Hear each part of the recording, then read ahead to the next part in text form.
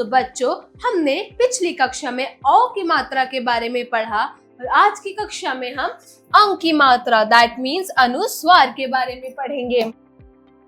तो चलिए बच्चों, शुरू करते हैं। अध्याय 12 अनुस्वार की मात्रा वाले शब्द। चित्रों को देखकर बताइए कौन है हम। तो बच्चों, यहाँ कुछ चित्र दिए गए हैं। उन चित्रों को ध्यान पूर्वक देखकर बताइए कि यह चित्र किस चीज का है। चलिए शुरू करते हैं। तो बच्चों, पहला चित्र किस चीज का है? वेरी गुड, अंडा।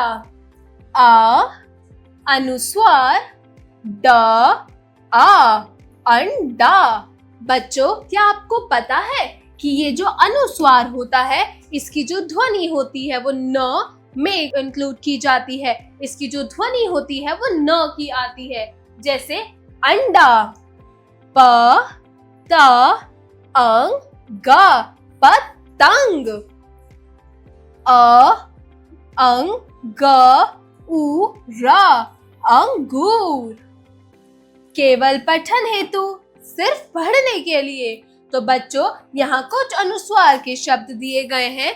वह अनुस्वार कहाँ कहाँ यूज होता है उसके बारे में पढ़ेंगे। तो बच्चों, चलो मेरे साथ ये इन शब्दों को दोहराओ।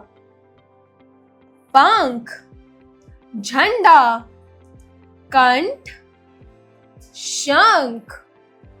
अंदर, जंगल, हंस, पंडा, पंजा, बंदर, मंगल, डंडा, बंदूक, लंगूर। श्रुतलेख, केवल लिखने के लिए। तो बच्चों, यहाँ पर कुछ अनुस्वार के शब्द दिए गए हैं जिनका हमें लिखकर अभ्यास करना है। तो चलो बच्चों, मेरे साथ इनका अभ्यास लिखकर करो। पहला है शंख, श अंग ख। शंख, प अंग ख आ पंखा।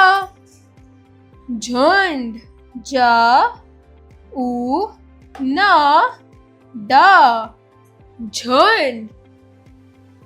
नेक्स्ट इज म ग ल मंगल। नेक्स्ट इज झ क आ र झनकार। बच्चों, बाकी के शब्दों को आप अपनी किताब में लिखकर इनका प्रयास करेंगे। चलिए आगे बढ़ते हैं। तो बच्चों, यहाँ पर कुछ वाक्य अंक की बिंदु यानी अनुस्वार की मात्रा के दिए गए हैं। तो बच्चों, इन कहानी और इन वाक्यों को पढ़ के चलो पता करते हैं कि हम अनुस्वार का प्रयोग किन शब्दों में कर सकते हैं। तो चलो मेरे साथ दोहराओ। दिन निकल आया। यह कृष्ण भगवान का मंदिर है। मंदिर की चोटी पर केसरिया रंग का झंडा लहरा है। मंदिर के बगीचे में मोर घूम रहा है।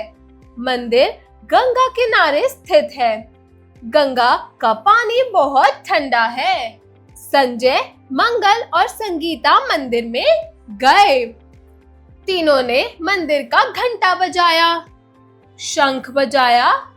पंडित जी ने सबको अंगूर दिए।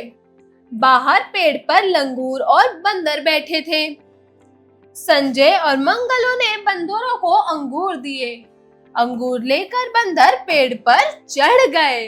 तो बच्चों, इस कविता में मंदिर, रंग, झंडा, ठंडा, संगीता, मंगल, संजय, तीनों, घंटा, लंगूर, बंदर, मंगल इत्यादि शब्दों में अंक की बिंदु दैट मीन्स अनुस्वार का प्रयोग किया गया है। चलिए अब आगे बढ़ते हैं। उड़ी पतंग, उड़ती खोलकर अपने पंख, जगाती सबके मन में उमंग। आओ मिलकर उड़ाए पतंग, आकाश में भर दो अपने रंग। तो बच्चों, इस कविता में पंख, उमंग, पतंग, दे, रंग इत्यादि शब्दों में अंक की बिंदु का प्रयोग दैट मीन्स अनुस्वार का प्रयोग किया गया है। आगे बढ़ते हैं, अभ्यास कार्य।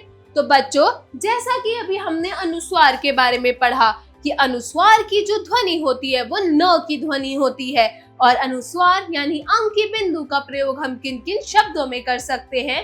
तो बच्चों, अब हम उसका अभ्यास करेंगे। तो चलिए शुरू करते हैं। अभ्यास कार्य, जरा बोलिए। Speaking skills. प्रश्न 1, दिए गए शब्दों को बोलकर पढ़िए। तो चलो बच्चों, मेरे साथ इन शब्दों को दोहराओ। हुंकार, अहंकार, कंठ, मंदार, मंसूर। चलिए आगे बढ़ते हैं, जरा लिखिए। Writing skills. प्रश्न 2, सही विकल्प पर सही का चिन्ह लगाइए। तो बच्चों, यहाँ पर कुछ आपको क्वेश्चंस, कुछ प्रश्न दिए गए हैं और उनके 4 ऑप्शंस भी दिए गए हैं। आपको किसी एक सही ऑप्शन पर सही का निशान लगाना है। तो बताओ बच्चों, मंदिर किस भगवान का था? Very good, that's an correct answer. Krishna का मंदिर था। ख, मंदिर की चोटी पर किस रंग का झंडा लगा हुआ था? वेरी गुड, केसरिया। ग, पेड़ पर कौन बैठा था? लंगूर, शेर, बिल्ली या कौवा? वेरी गुड, लंगूर। जरा सोचिए, क्रिटिकल थिंकिंग। प्रश्न 3, सही मिलान कीजिए। क, अंगूर की सेम प्रोनाउंसिएशन क्या होगा? लंगूर। पंडित, पंडित हमें कहाँ मिलता है? मंदिर में, तो हम इसे मंदिर से मिलाएंगे। गंगा का पानी कैसा होता है? ठंडा। वेरी गुड बच्चों। सो बच्चों, इसी के साथ आज का ये अनुस्वार का पाठ हमारा खत्म होता है। मिलते हैं नेक्स्ट क्लास में विद द न्यू चैप्टर, एक नए चैप्टर के साथ अगली क्लास में। बाय बाय बच्चों।